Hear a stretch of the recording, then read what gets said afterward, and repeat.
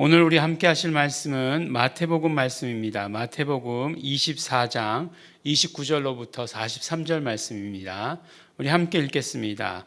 그날 환란 후에 즉시 해가 어두워지며 달이 빛을 내지 아니하며 별들이 하늘에서 떨어지며 하늘의 권능들이 흔들리리라. 그때 인자의 징조가 하늘에서 보이겠고 그때 땅의 모든 족속들이 통곡하며 그들이 인자가 구름을 타고 능력과 큰 영광으로 오는 것을 보리라. 저와 큰 나팔 소리와 함께 천사들을 보내리니 저희가 그 택하신 자들을 하늘 이 끝에서 저 끝까지 사방에서 모으리라. 무화과 나무의 비유를 배우라. 그 가지가 연하여지고 잎사귀를 내면 여름이 가까운 줄을 아나니 이와 같이 너희도 이 모든 일을 보거든 인자가 가까이 곧 문 앞에 이른 줄을 알라. 내가 진실로 너희에게 말하노니 이 세대가 지나가기 전에 이 일이 다 이루리라. 천지는 없어지겠으나 내 말은 없어지지 아니하리라. 그러나 그 날과 그때는 아무도 모르라니 하늘의 천사도 아들도 모르고 오직 아버지만 아시느니라. 노아의 때와 같이 인자의 임함도 그러하리라.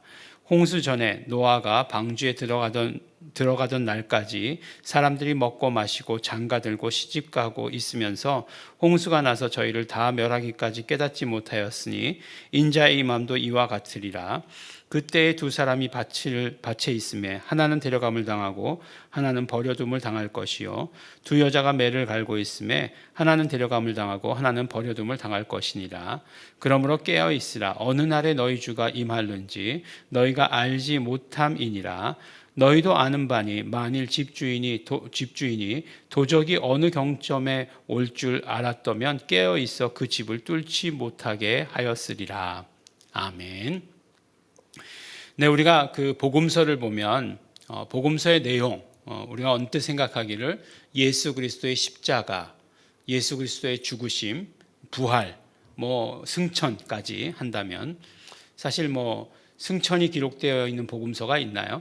네, 승천이라고 하는 복음 기록된 것은 이제 특별히 사도행전이죠. 사도행전에서 더 자세하게 다루고 있는 거죠. 그러니까 누가복음, 사도행전에서 자세히 다루고 있지 복음서들에서 예수님의 그 승천에 대해서 아주 한마디가 나오긴 하죠. 자세하게 다루진 않습니다.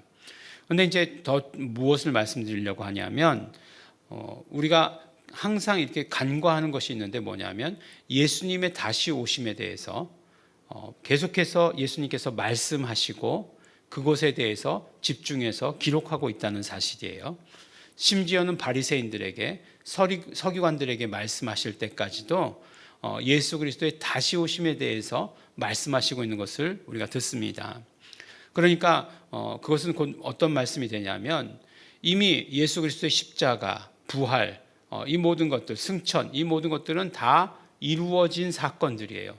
그리고 이제 남은 사건 하나가 무엇이냐면 바로 예수 그리스도의 다시 오심이라고 하는 것이에요. 그러면 어떻게 해야 되겠습니까? 우리의 신앙이 물론 예수 그리스도의 그 공로를 의지하는 것, 그건 기본이죠.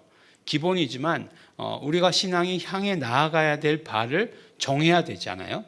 그거를 정해야 되는데 그 나아가야 할 바를 뭐라고 생각하십니까? 그렇죠. 성경에서는 예수님께서 계속 말씀하시기를 예수님의 다시 오심이라고 이렇게 말씀하고 있잖아요. 예수님의 재림이시다라고 이렇게 말씀하고 있잖아요. 그래서 예수님의 재림에 대해서 계속해서 예수님 말씀하셨고 특히 우리가 지금 읽고 있는 마태복음 23장 마지막 절서부터 24장 전체 그리고 그 다음에 계속되는 비유의 말씀들 이 비유의 말씀들까지도 예수님의 다시 오심에 대해서 말씀하시고 있는 것들을 듣게 됩니다. 근데 계속 말씀하시는 것을 들으니까 마지막 날이 올 때에 너희들은 알 거라는 거예요. 어떻게 알죠? 너희들에게 이미 예수님께서 징조를 말씀하셨기 때문에 그 징조들을 보면 너희들은 분명히 알 수 있을 것이다. 물론 마지막 날에 지금까지 경험해 보지 못했던 그런 어떤 현상들, 그런 질병들, 그런 것들이 올 것이다라고 하니까 우리가 알 수 있다라고 이렇게 이야기하지만 그런 것들보다도 훨씬 더 너희들은 알 수 있다라고 이렇게 얘기하는 거예요. 그러니까 우리가 마지막 날에 대해서 너무 염려할 것은 없어요. 네.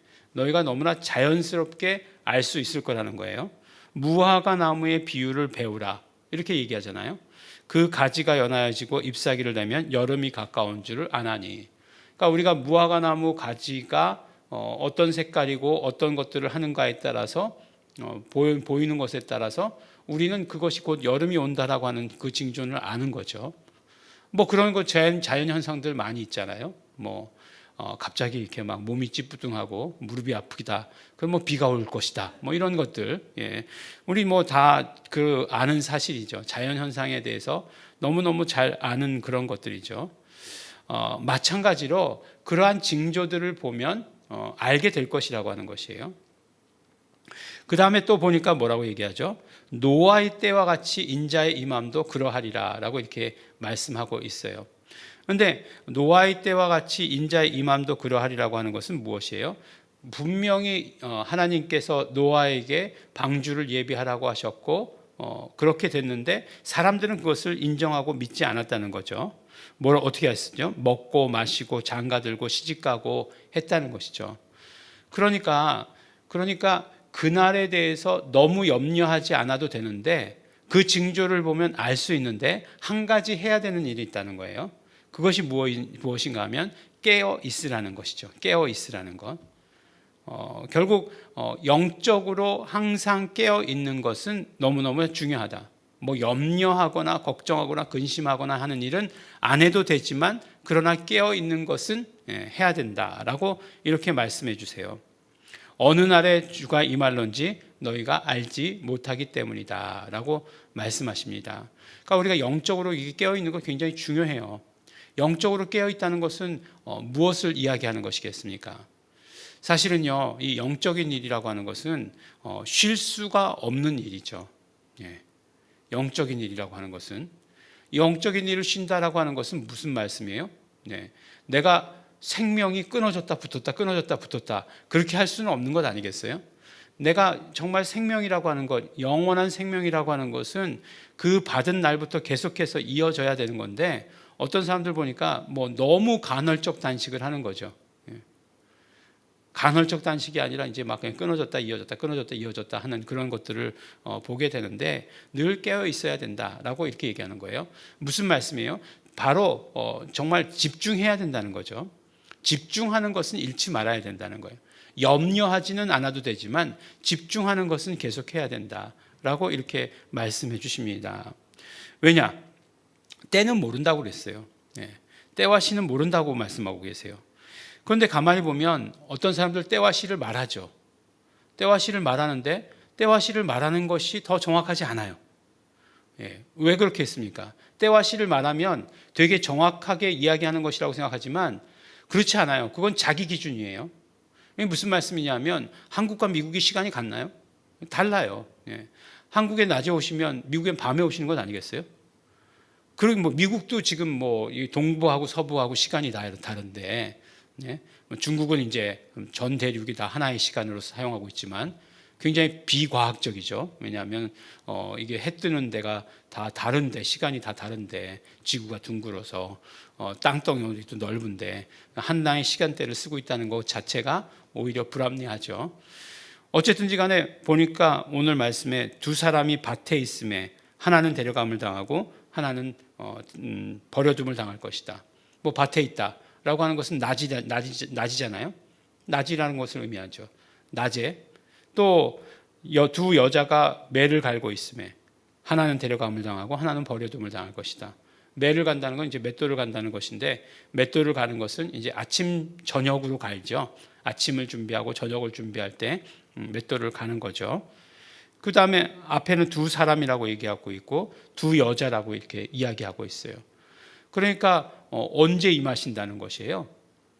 그러니까 뭐 전 세계에 동시에 임하시게 될 때에 어떤 곳은 낮일 수도 있고 어떤 곳은 밤일 수도 있고 아침일 수도 있고 그렇다라고 하는 그런 말씀이잖아요. 그 다음에 뭐 두 사람이라고 얘기하면 남자가 될 수도 있고 그 다음에 두 여자 그러면 여자가 될 수도 있고 그러니까 모든 사람들을 다 일컫는 그런 말씀인 거잖아요. 그러니까 때와 시는 모른다고 말씀하시는 게 훨씬 더 맞는 말이죠. 모른다고 얘기하는 것이 맞는 말씀인데 그러므로 어떻게 해야 되느냐? 우리가 징조를 보아서 알 수 있는 영적인 그런 어떤 준비들은 매일매일 하고 있어야 된다.